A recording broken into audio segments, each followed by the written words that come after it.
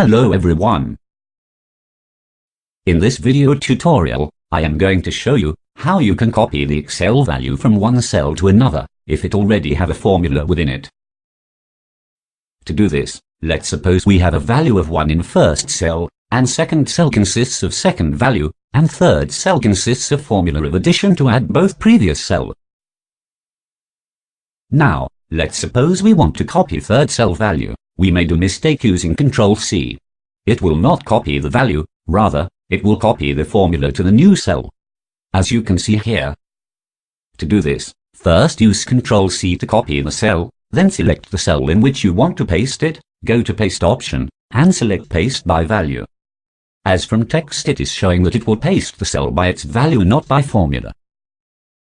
That was a quick short tutorial. If you like my video, please subscribe to my channel. I will meet you again on next video. Thanks for watching.